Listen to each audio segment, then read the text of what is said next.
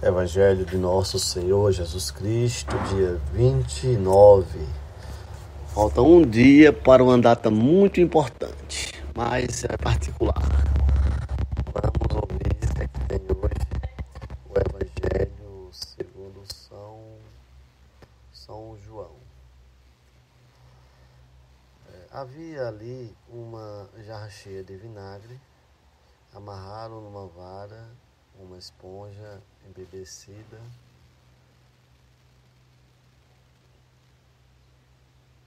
e deram a Jesus. Ele tomou o vinagre e disse: tudo está consumado. E inclinou a cabeça, entregando o Espírito. Era dia da preparação da Páscoa. Os judeus queriam evitar que os corpos ficassem em cruz no dia de sábado. Os soldados foram e quebraram as pernas de Jesus, um e depois o outro, que foram crucificados com Jesus também. Ao se aproximarem de Jesus e vendo que já estava morto, não lhes quebraram as pernas, apenas dos outros dois que estavam ao lado. Mas um soldado abriu-lhes o lado com uma lança, e logo saiu sangue e água. Bom, essa passagem do Evangelho de hoje, ela retrata exatamente o momento final da morte de Nosso Senhor Jesus Cristo, onde se consumava aquilo que ele já dizia que ia acontecer. Interessante, você vai fazer alguma coisa, já adianta para todo mundo aquilo que vai acontecer. Por quê? Porque é isso que a gente deve fazer diante de Deus, não é? É colocar as nossas intenções sobre o desejo dele. Porque as nossas limitações humanas não conseguem, perceber o que vem no amanhã. E quando isso não se pode perceber, o que é que nós podemos fazer? Dizer: Deus, aqui estão meus pedidos, mas que seja feita a tua vontade. Por que fazer assim? Respeitando as nossas limitações, as grandezas de Deus. E porque Jesus Cristo assim nos ensinou também. Ele sempre dizia: Pai, seja feita a tua vontade. Eu vim para cumprir o que o meu Pai me enviou. E o que foi que Deus enviou Jesus Cristo? Por que foi que ele enviou? Para que nós possamos compreender que essa passagem nossa aqui na Terra, de 80, 100 anos, 120, ela é uma passagem, uma provação que nós, ao desenvolvermos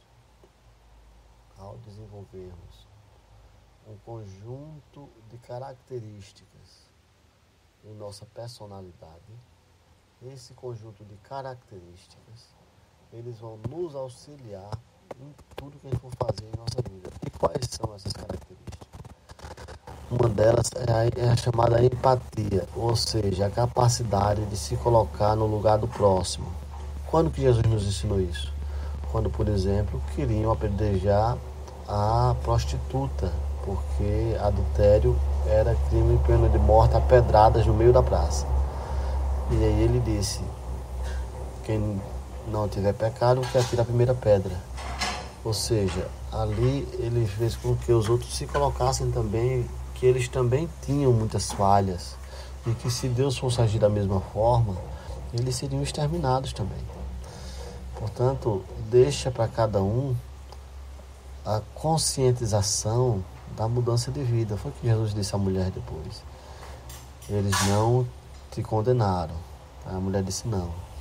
Aí Jesus disse: eu também não vou te condenar.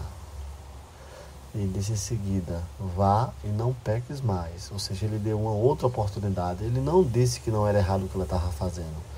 Ele deu uma outra oportunidade. E é assim que Deus faz com a gente. A não ser que a gente extrapole de uma forma que as nossas ações estejam interferindo no livre-arbítrio das pessoas, de uma forma que a natureza nos chama de vez e a gente morre logo, seja de acidente, de doença, do nada, porque a nossa permanência aqui poderia causar muitos danos e fugir do controle da ordem universal. De uma forma que, ao Jesus nos ensinar esse fundamento da empatia, de se colocar no lugar do próximo, está dizendo: olha, todos vivemos em sociedade, vivemos, mas se colocar no lugar do próximo é importante, mas também olhemos para dentro de nós e como que nós estamos. Uma outra característica muito importante é a do respeito a nós e ao próximo. Esse respeito se caracteriza como respeito ao livre-arbítrio. Veja, se Deus, que é Deus, nos vê pecando e mesmo assim fica nos esperando que a gente se arrependa, que a gente mude, que a gente perceba, ou mais cedo, logo assim que faz os atos errados, ou mais tarde, através de alguma consequência pelos atos errados feitos, né? Seja doença, seja acidente, seja alguma coisa que nos faça paralisar um pouquinho para sentirmos o peso do prejuízo que nós causamos e assim refletirmos sobre como podemos melhorar. Entende? Então, se até Deus nos dá essas possibilidades, por que que nós devemos tomar um livre-arbítrio do outro? Não devemos, né? E para finalizar, que são muitos, mas acho que isso também é muito importante, é o amor.